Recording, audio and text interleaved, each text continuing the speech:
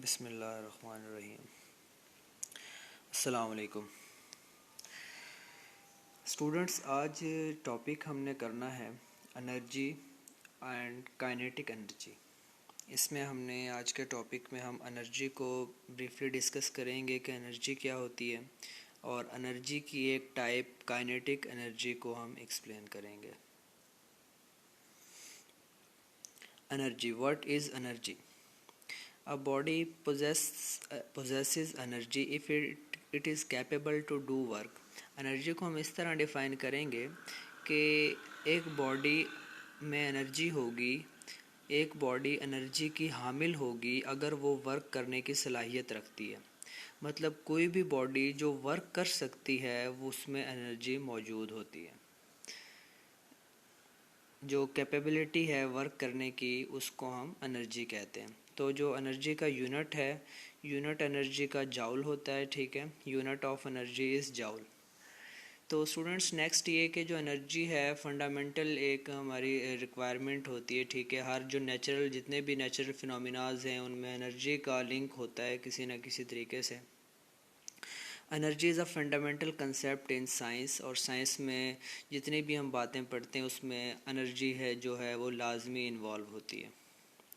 Energy can be converted into other forms. Energy को हम दूसरी फॉर्म्स में कन्वर्ट कर सकते हैं, मैकेनिकल को इलेक्ट्रिकल में, लाइट को इलेक्ट्रिकल में। इस तरह डिफरेंट कन्वर्जन्स जो है एनर्जी की वो पॉसिबल हैं।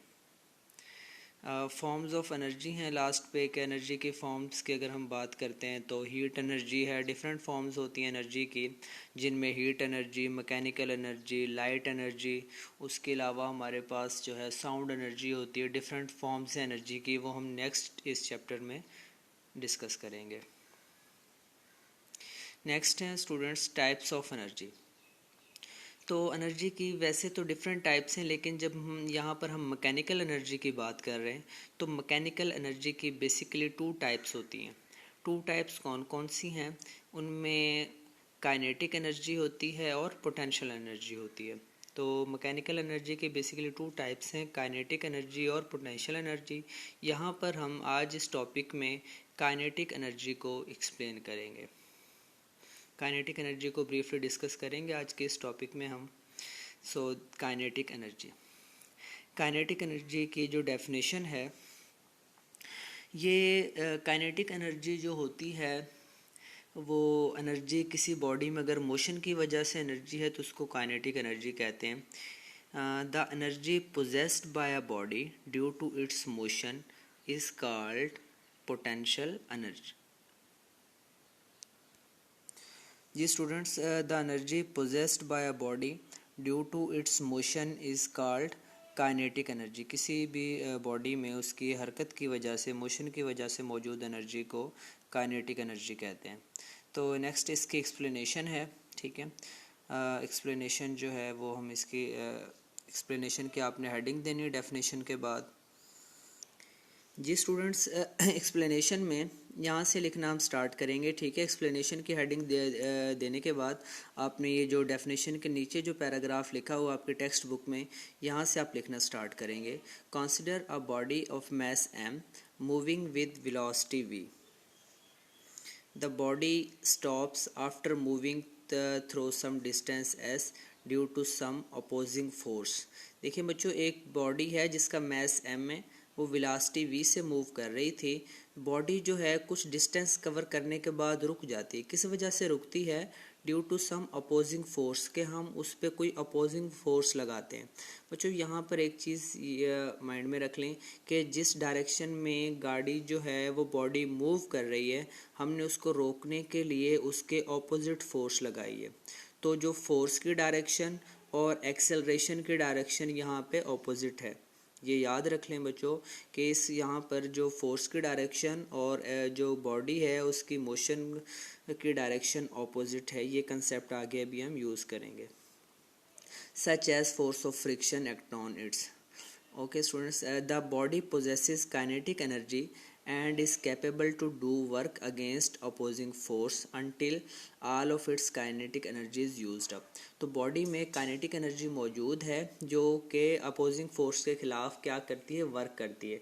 बच्चों ये बिल्कुल वैसा ही है, देखें जैसा कि अगर आपकी तरफ कोई बाईसाइकिल मूव करके आ रही हो और आप उसको आगे से रोकने की कोशिश करें तो आप देखते हैं कि आप पर एक बाईसाइकिल जो है आप पर एक फोर्स लगाती है, वर्क करती है, ठीक है।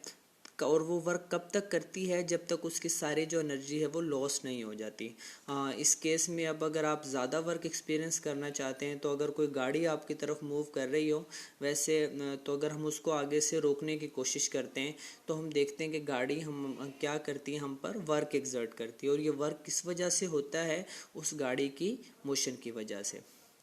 स्टूडेंट आगे, kinetic energy of body is equal to work done due to its motion. तो जो बॉडी के अंदर काइनेटिक एनर्जी मौजूद होगी वो इस वर्क के इक्वल होगी जो बॉडी अपोजिंग फोर्स के खिलाफ वर्क कर रही होगी, ठीक है।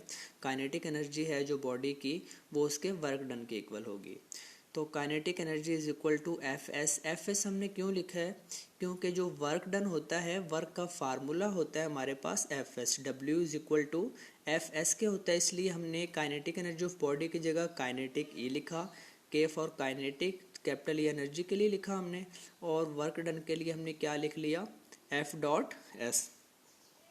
फिर स्टूडेंट्स यहाँ पे देखें कि जो गाड़ी है वो मूव कर रही थी तो इनिशियल वेलोसिटी को हमने v कहना है, और क्योंकि देखें हमें एक हिंट यहाँ पे गिवन है कि बॉडी जो है वो स्टॉप हो जाती है, बॉडी स्टॉप्स, ठीक है, बॉडी स्टॉप हो जाती है, तो इसलिए हम फाइनल वेलोसिटी को क्या लेते हैं, 0, क्योंकि अगर कोई बॉडी मूव कर रही हो और वो रुक जाए तो उसकी फाइनल वेलोसिटी क्या लेंगे, हम 0 लेंगे।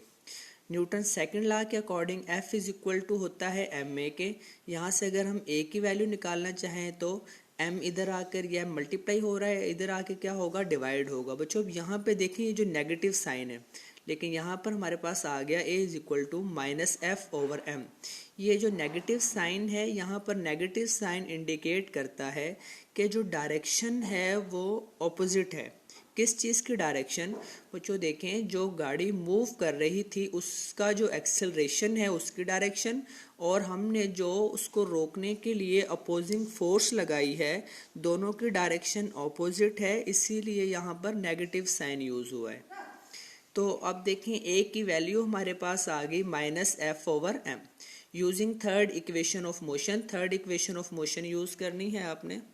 Third equation of motion use की हमने, तो थर्ड इक्वेशन ऑफ मोशन होती है 2as is equal to v f square minus v i square. अब वैल्यूज पुट करेंगे हम, a की वैल्यू हमें गिवन है माइनस एफ ओवर m, तो 2 एज इट इज़ आ गया, a की जगह पर हमने माइनस एफ ओवर m लिखा, साथ में s आ गया। अब राइट साइड पर बच्चों देखें वी एफ स्क्वेयर, तो वी एफ की वैल्यू क्या आ रही है, 0, तो यहाँ पर क्या आ गया, 0 का स्क्वेयर, माइनस ये इधर हमारे पास आ गया। वी आई की वैल्यू कितनी है, वी आई की वैल्यू है v, तो वी आई की जगह पर हमने सिंपल v लिख दिया, v का स्क्वेयर। जी स्टूडेंट्स अब यहाँ से देखें ये जो 2 है इधर हमारे पास क्या हो रहा है, मल्टीप्लाई हो रहा है, दूसरी तरफ लेकर जाएंगे क्या हो गया, डिवाइड हो गया। m जो है इधर डिवाइड हो रहा है, m उस तरफ जाके राइट साइड पर जाके m क्या हो गया, मल्टीप्लाई हो गया। तो ये जो एफ एस ये इस साइड पर रहने दिया, और ये जो 2 था ये उधर जाके डिवाइड हुआ, m इधर डिवाइड हो रहा है दूसरी साइड पर, राइट साइड पर जाके मल्टीप्लाई हो गया, और ये आ गया v स्क्वेयर। अच्छा अब यहाँ पर देखें नेगेटिव, ये भी नेगेटिव साइन है और इस तरफ v के साथ भी नेगेटिव है, तो ये दोनों नेगेटिव कैंसिल हो गए। तो फाइनल हमारे पास इक्वेशन आ गई F S is equal to half m v square.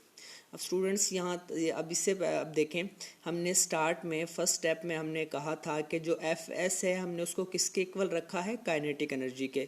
ये देखें बच्चों बिल्कुल इस स्टेप में कि जो kinetic energy is equal to F dot S, F into S, तो एफ एस की जगह आप क्या लिख सकते हैं हम, काइनेटिक एनर्जी। तो इस इक्वेशन में इक्वेशन 6.4 में हम एफ एस की जगह क्या पुट कर सकते हैं, काइनेटिक एनर्जी। तो हमने क्या लिख दिया कि एफ एस की जगह पर हमने लिखा kinetic energy is equal to half m v square. तो ये स्टूडेंट्स डेरिवेशन है काइनेटिक एनर्जी की, ठीक है। आपने स्टार्ट पर यहाँ पर एक्सप्लेनेशन की आपने हेडिंग देंगे, और उसके बाद जब हम डेरिवेशन स्टार्ट करनी है आपने, तो डेरिवेशन की हेडिंग देने के बाद यहाँ से डेरिवेशन स्टार्ट करेंगे आप। ये स्टूडेंट्स इम्पोर्टेंट लॉन्ग क्वेश्चन है इस चैप्टर का, ये कई दफ़ा बोर्ड के एग्ज़ाम्स में आ चुका है एज अ लॉन्ग क्वेश्चन। तो आपने अच्छे तरीके से इसकी डेरिवेशन करनी है, इसकी प्रैक्टिस करें, ठीक है। और इसकी डेफिनेशन एक्सप्लेनेशन जो है उनको अच्छे तरीके से याद करें। ये चैप्टर 6 में से इम्पोर्टेंट लॉन्ग क्वेश्चन है। ओके स्टूडेंट्स, अल्लाह हाफिज़।